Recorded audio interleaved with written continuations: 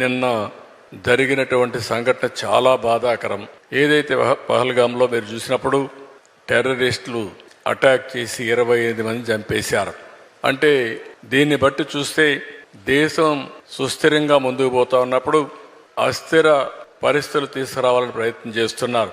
దీన్ని భారతదేశంలో ఉండే ప్రతి ఒక్క పౌరుడు కూడా దీన్ని తీవ్రంగా ఖండించాల్సిన అవసరం ఉంది, గర్హించాల్సిన అవసరం ఉంది.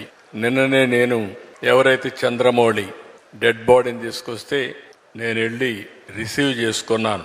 ఈరోజు పవన్ కళ్యాణ్ గారు కావలికెళ్ళి వాళ్ళ కుటుంబాన్ని పరామర్శించి వారు వచ్చారు. ఈ విధంగా ప్రతి ఒక్కరూ బాధ్యతగా తీసుకొని దేశ సమగ్రతకు ముప్పు వచ్చినప్పుడు కానీ ఇలాంటి వ్యక్తులు ఎవరైనా ఈ దేశంలో ఇలాంటి అరాచకాలు చేసినప్పుడు ఖండించడమే కాకుండా భారతదేశ ప్రభుత్వానికి ప్రధానమంత్రి నరేంద్ర మోడీ గారికి పూర్తిగా సంఘీభావాన్ని తెలియజేయాల్సిన బాధ్యత మనందరిపైన ఉందని చెప్పి కూడా నేను మీకు తెలియజేసుకుంటూ, ఈ ఇన్స్టిట్యూట్ నుంచి మీరు అందరున్నారు. ఎక్కడికక్కడ ప్రజా చైతన్యం కూడా చాలా ముఖ్యం. ఈరోజు ఇలాంటి శక్తులు కొంతమంది మనలో కూడా రావచ్చు, మామూలు వ్యక్తులుగా తిరగచ్చు, ఇలాంటి ఘోరాలు కూడా చేసే ప్రమాదం ఉంటుంది. కాబట్టి అప్రమత్తంగా ఉండాల్సిన అవసరం ఉందని చెప్పి తెలియజేసుకుంటూ, భారతదేశానికి ఆ శక్తి ఉంది, ఈ చిల్లర రాజకీయాలతో ఏమీ కాదు.